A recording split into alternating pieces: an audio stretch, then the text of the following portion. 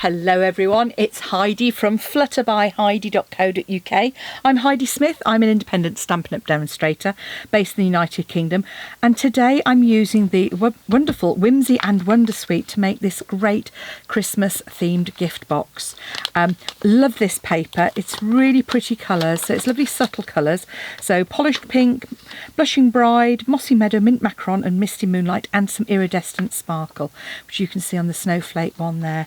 So lovely colours. I love this one with the holly, but sort of more subtle colours. Polished pink adds a nice pop of colour. Some super trees on there as well. Obviously with the mint macaron. This is the paper I've used on this particular one, which I thought was great because it sort of carries on the theme of the parcel being wrapped up.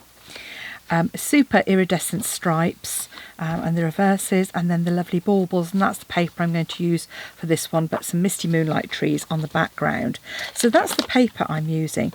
Now the box I'm making today is based on one, gosh, I made years ago by Elaine Jackson from Paper Button, who's no longer got a YouTube. Her videos have disappeared, but this is one I made specifically so that you can use 6x6 or 12x12 paper on it.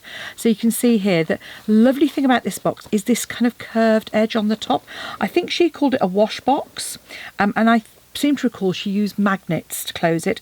Now not everybody can get hold of the strong magnets, so I thought I'd use a hole punch to thread that ribbon through and keep it really tight when it's under the Christmas tree.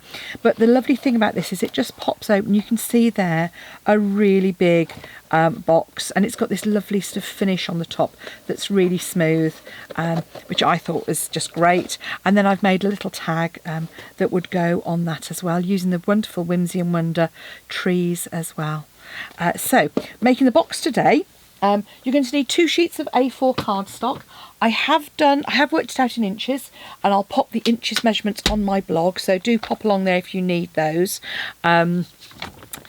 And you're going to need 2 6x6 pieces of DSP if you're using 6x6, or if you're using 12x12, you'll want sort of half a sheet of the DSP as well. So to start off with, then you're going to need, and I'm going to do one, but I've done a second one as well. So you want 2 sheets that are 24x21, and on this long edge, so the 24 centimetre edge, you're going to score at 8 centimetres and at 23,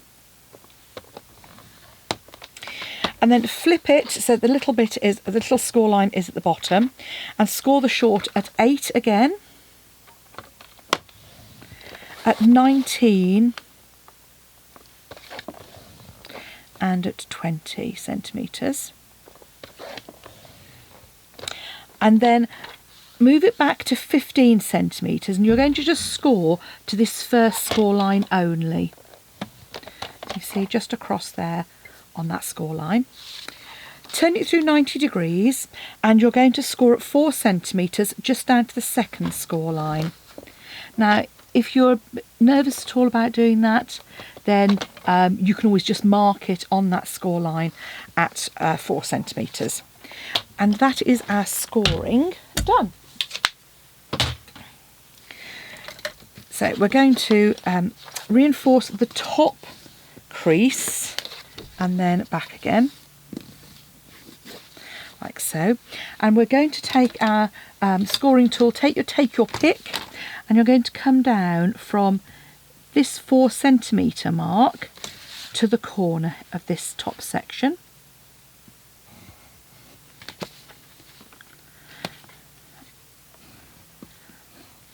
On both of those, okay, and that's all the scoring you're going to do. Take your snips, and we're going to trim away these 2 skinny rectangles on the outside, just cutting straight up on those, and the same at the top here,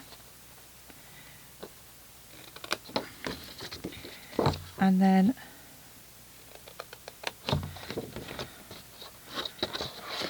cut this one away.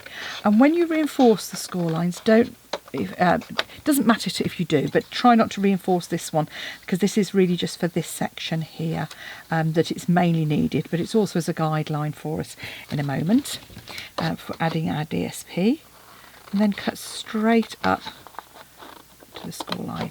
Okay, so you're going to end up with a piece that's trimmed to look like this. And what you then want to do is add your DSP.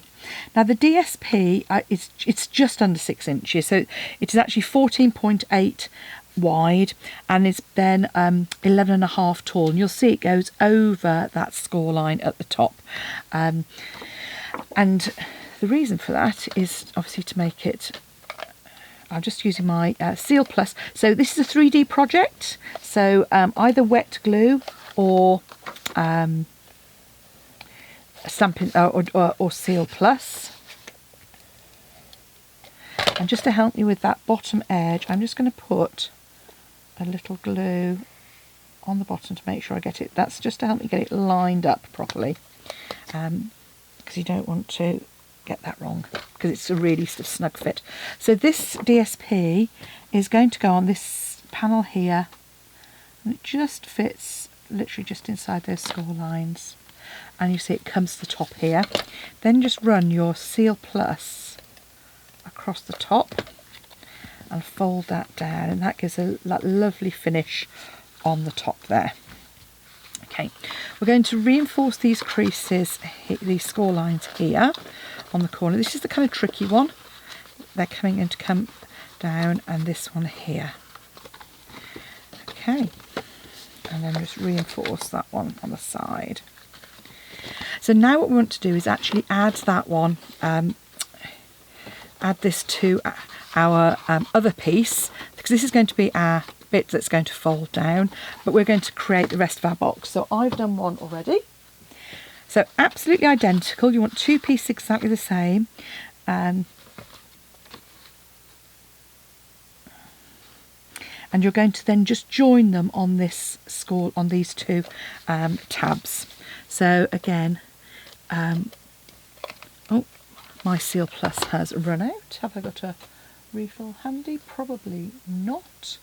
So I will resort to my trusty red tape, which is also looking a little bit... Okay, so I'm just going to pop some red tape on the inside of these two sections.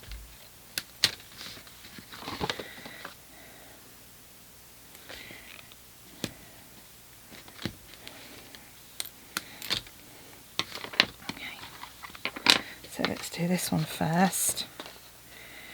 So when you're creating these, you want to come slightly away from. So what I want you to do is you're lining up at the bottom here, and just leave a very small gap on the edge of your box, like so. Okay, flip this over. And we're going to do exactly the same on the other side. And you should find again you've got a very tiny small gap. Like so. And then just make sure that's glued down really well.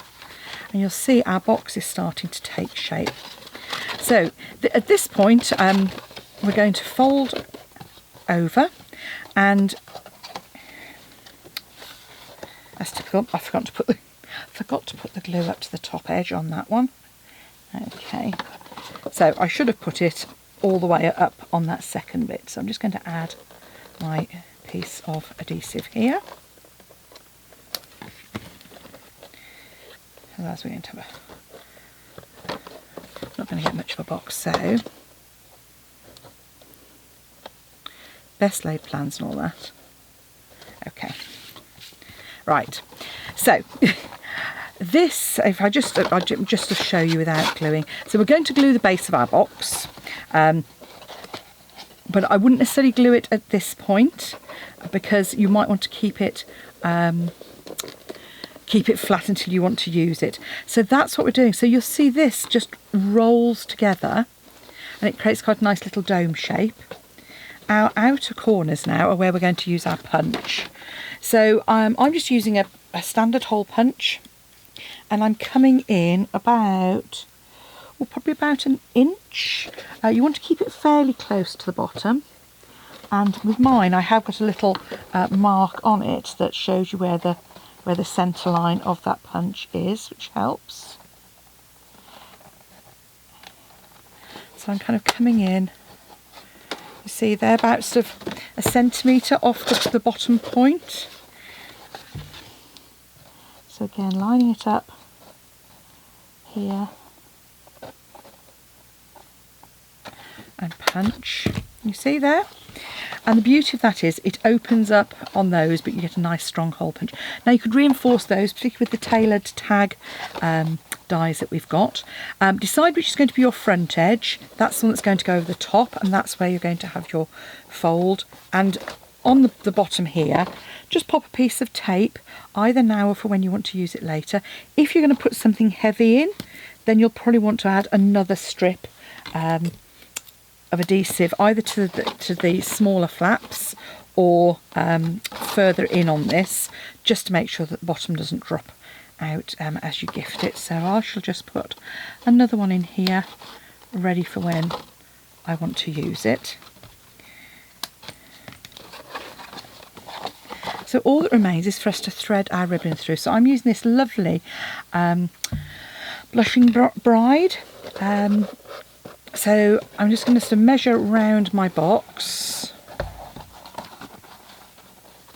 kind of twice along the top, to give us space to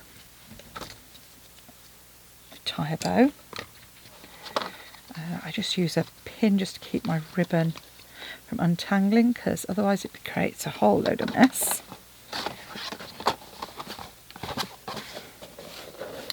Then all I'm going to do is thread that through like so.